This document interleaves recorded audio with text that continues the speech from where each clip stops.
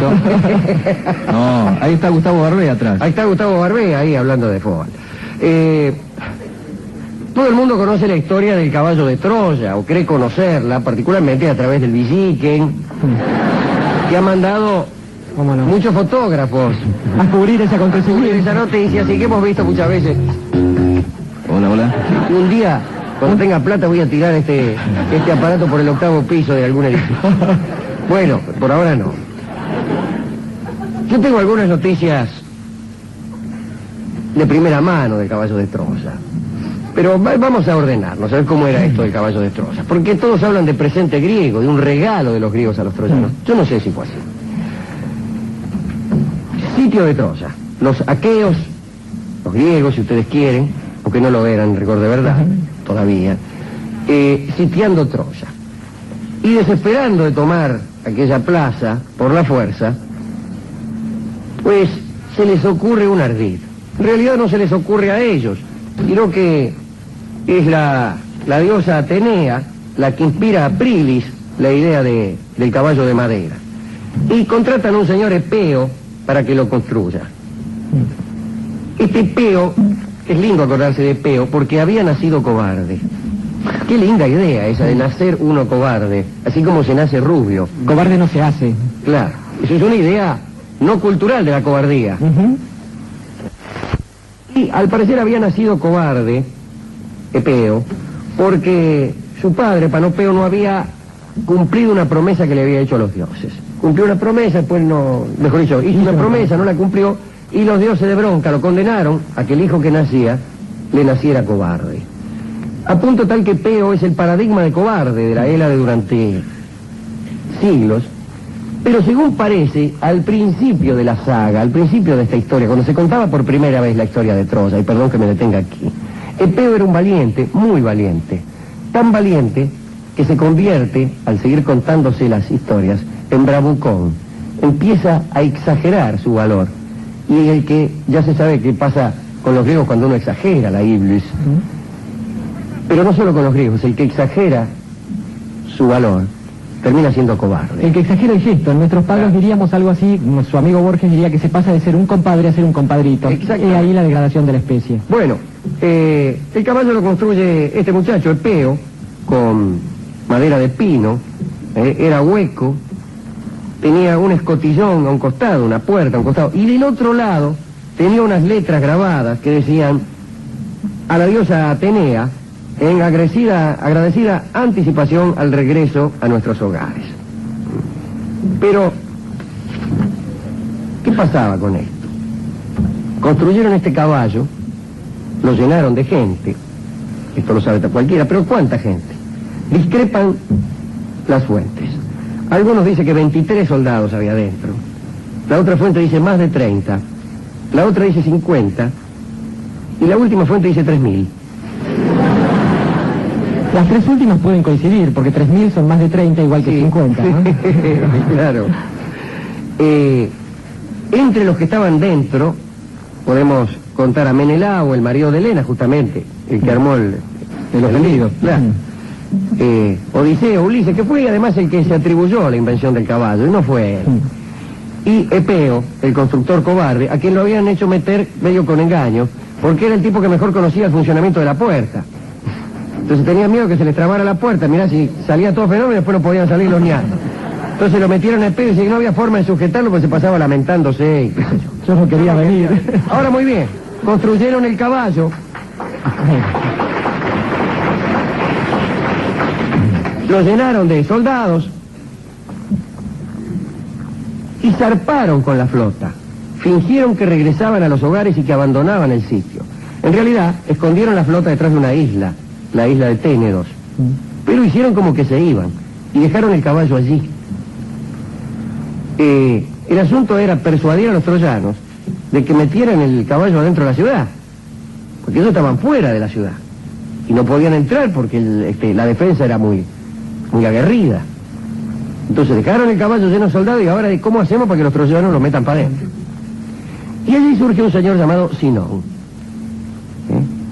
hijo de Ésimo y nieto de Autólico, que es el mismo abuelo de Ulises, quiere decir que era pariente de Ulises.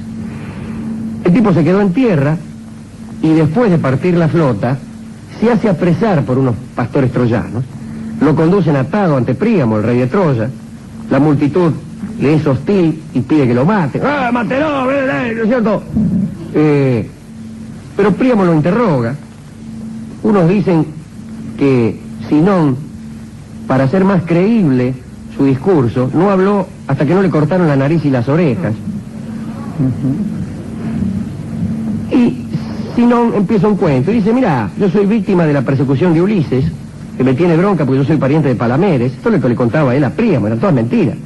Pero esto le decía él a Príamo, al rey de Troya. Mirá, dice acá, yo te voy a explicar por qué estoy.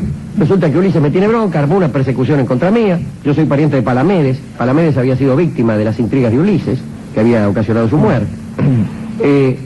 Y bueno, dice, me han elegido para ser víctima propiciatoria a los dioses, porque el mago Calcante, que está arreglado con Ulises, dijo que los dioses iban a ser propicios si es que sacrificaban a un tipo y me eligieron a mí, me tienen bronca, yo agarré y me rajé, dice, si no. Y entonces fue que caí en manos de los pastores. Entonces Príamo lo mira y dice, ajá. Y decía una cosa, dice, ¿por qué, dice, por qué los griegos dejaron el caballo ese tan enorme ahí, dicen, en los campos aledaños a nuestra pujante ciudad? Pujante localidad. Sí. Bueno, dice, es una ofrenda, dice Sinón, que a Palas Atenea, en expiación de un sacrilegio que ha cometido Ulises cuando se afanó el paladio de la diosa Atenea. Choreó el paladio de la ciudadela, bueno, otra historia. Entonces, hubo algunos prodigios que asustaron mucho a los griegos y resolvieron, por consejo del mago Calcante, que era el mago oficial de los griegos, resolvieron ofrendar este caballo enorme a la diosa, reemplazando a esa estatua que robó Ulises. Y dice, los griegos idearon construir un caballo inmenso que los troyanos no pudieran introducir a su ciudad. ¿Y por qué?, pregunta Príamo. Bueno, porque Calcante, que es mago, descubrió que la voluntad de los dioses promete a los troyanos la supremacía si rinden culto a ese caballo dentro de su ciudad. Calcante descubrió que si los troyanos meten el caballo en la ciudad y le rinden culto, van a ganar la guerra. Y esto lo escucha Príamo. Ah, sí. Y estas mentiras de Sinón, eran mentiras, pero mentiras pronunciadas después de hacerse cortar la nariz y las orejas, lo cual le daba cierto crédito a que negarlo. Deciden a los troyanos a meter el caballo adentro. A lo que se opone un señor Laocoonte, que era una especie de sacerdote de Apolo, que empezó a gritar ¡qué melón! Él y los dos pibes que tenía. Él y los dos pibes que tenía, ¡qué melón! Incluso le tira una jabalina al caballo. Adentro del caballo, a todo esto, estaban todos Cayetano. Le tira una jabalina y Neoptolemo, que era el único que no chillaba ahí adentro, recibe el jabalinazo a 1 centímetro de la cabeza y no grita. Y no grita. Pero nadie le hace caso a Laocoonte, ni nadie le hace caso a Casandra, que dice, muchachos, Casandra tenía el don de la adivinación, pero Apolo, que le había conferido ese don, para castigarla por una falta, la castiga con el destino de que nadie crea nunca en sus vaticinios. Nunca le hacían caso a la Casandra. Y Casandrita dijo, mira, está lleno de griego este yovaca. Andá, le dijeron, tómatela. No le hicieron caso a ella, a Laocoonte tampoco. Le encargan a Laocoonte que ofrezca un sacrificio a Posidón, que por otra parte no tenía sacerdotes de hacía 9 años, así, porque no le hacía caso a nadie, Posidón. Dice, ofrecerle un sacrificio a Posidón, el dios del mar, Neptuno, para adorar. Para nosotros, sí. Y para que los llenen de tormenta a estos tipos que se han ido, a los griegos, que ellos creían que se habían ido con la flota para la casa. Y le va a sacrificar Laocoonte un toro enorme, y aparecen desde el mar 2 serpientes enormes, y ahí estaban los chicos de él. Claro, hay una famosa estatua que recuerda esta terrible escena, ¿no? Claro, los chicos Antifante y Timbreo se llamaban. Y aparecen las 2 serpientes, se enroscan en los chicos, los arrastran al mar, Laocoonte va a socorrerlos, las serpientes también lo enroscan a él y los ahogan a los 3. Pero inmediatamente después vuelven las serpientes cuyos nombres se conservan curiosamente, se llamaban Porce y Caribea, se llamaban las serpientes, y se arrojan a los pies de la estatua de Atenea. y esto es interpretado por los troyanos que no pegaban una realmente, del siguiente modo: Laocoonte se oponía a que entrásemos el caballo de Troya, a la ciudad. Quiere decir que esta aparición de las serpientes no es más que un castigo a Laocoonte por oponerse. No era así. Laocoonte había ofendido a los dioses, yaciendo con su mujer delante mismo de la estatua de Apolo. Y no es cuestión de estar uno con la mujer refocilándose delante de la estatua de Apolo, y por eso lo castigaron. Bueno, el caso es que los troyanos, que se especializaban en interpretar al revés, pues rompen el muro e introducen el caballo dentro. Ahora, muy bien, aparece ¿quién? Helena, que también sospechaba de ese caballo, y le da 3 veces la vuelta alrededor al caballo y le palmea los costados.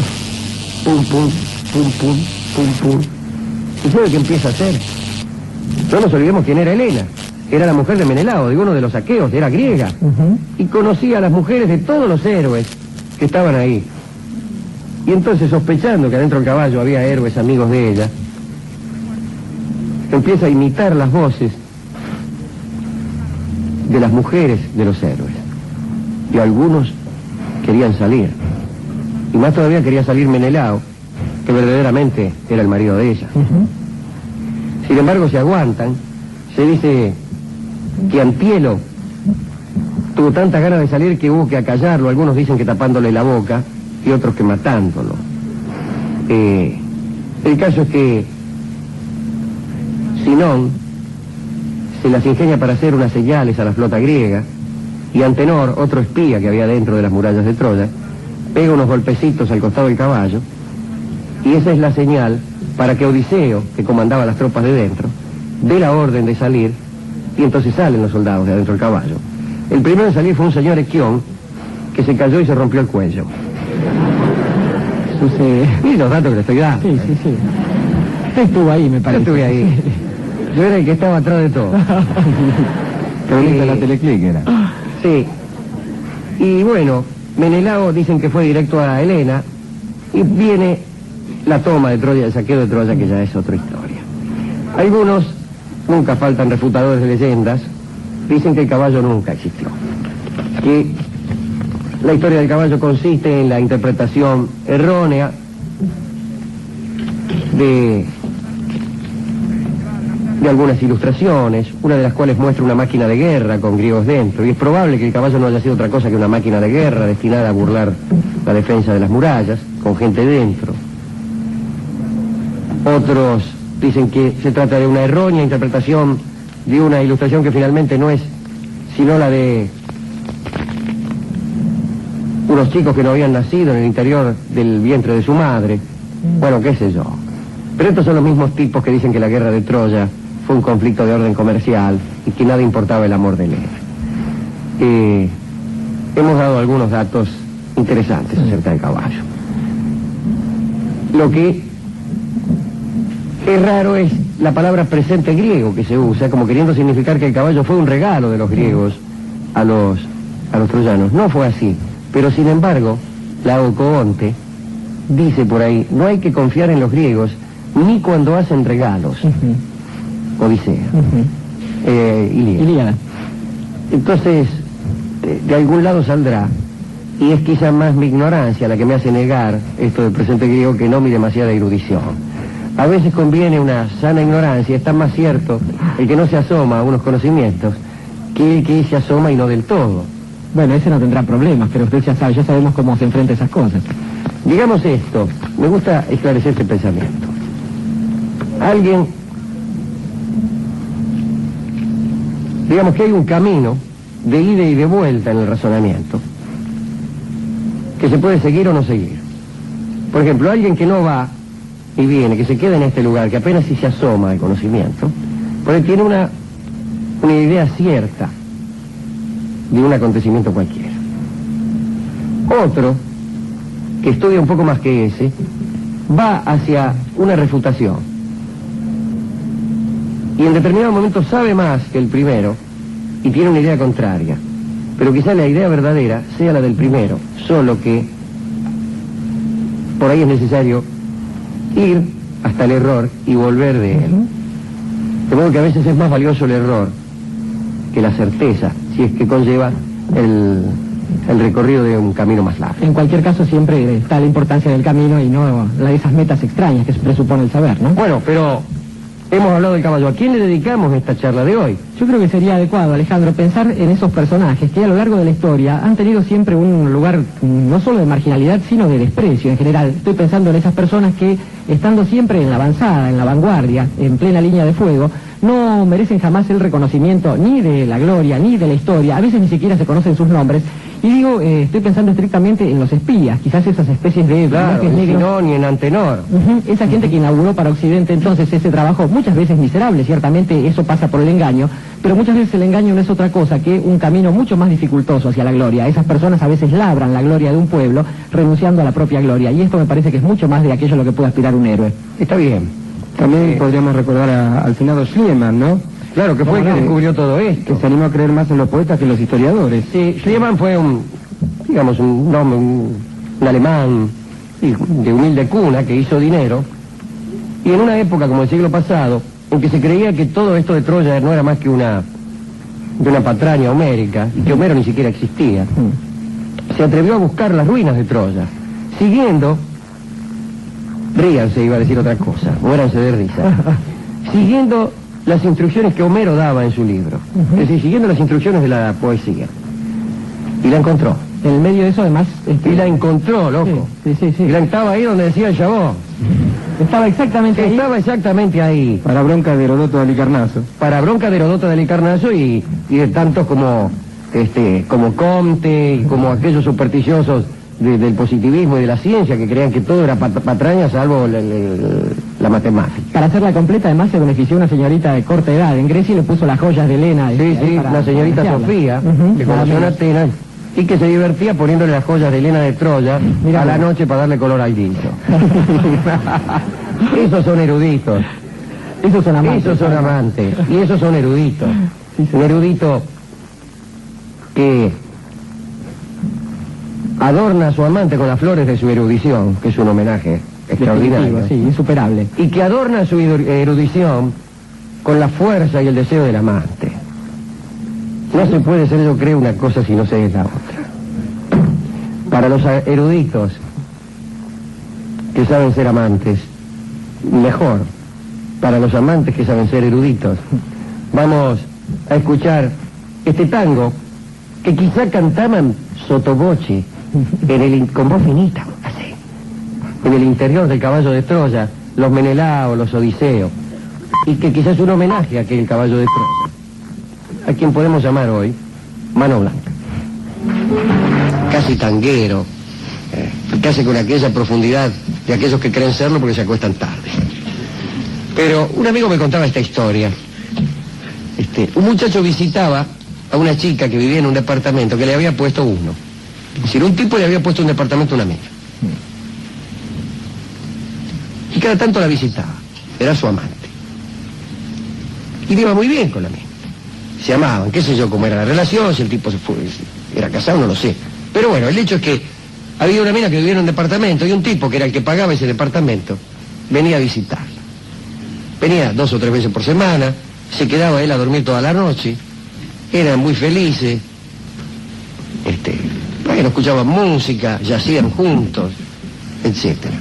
Y había uno que cada tanto visitaba a esta muchacha, cuando el otro no estaba, para la cual tenía que aguantarse a veces 5 horas que el otro se fuera, en la plaza que había enfrente, muerto de frío el tipo. Y después entraba un rato, la mina ya estaba cansada, eran las 7 de la mañana. Era todo bastante espantoso y perentorio, siempre con el temor de que apareciera alguien. Y ese era el piola. Y mi amigo me dijo y me enseñó, un amigo que a lo mejor hago coraje y se lo nombro. El piola era el otro. El piola era el otro, el que venía y se quedaba tanto como quería. El que venía cuando quería, no cuando el otro lo dejaba. El que se quedaba todo el día si se le antojaba. O 1 hora si se le antojaba. Y que hacía lo que se le antojaba. Que disfrutaba de ese amor totalmente. Aunque fuera engañado. Y el otro era Gil, que se aguantaba 7 horas bajo la lluvia, bajo la cecisca, para ver si alcanzaba a pellizcar una media hora. Quiere decir que eso de creer que el vivo es el que engaña y el tonto que no lo hace, es una cosa que habría que ponerse a indagar. También habría, ya que estamos, habría que ponerse a indagar en un caso de codicia y de miserabilidad. Digamos, cuando un tipo se hace pagar copetines por alguien que es generoso y los paga. Cuando alguien se hace prestar plata por alguien que es generoso y la presta. ¿Quién es verdaderamente el piola? Porque si el piola es el que engañosamente y fingiendo afectos consigue ventajas económicas, y el estúpido es el que generosamente ofrece lo que tiene, yo elijo 100 veces ser estúpido y que de piolas queden los otros. Para todos nuestros amigos estúpidos, esto queda resultado. Música.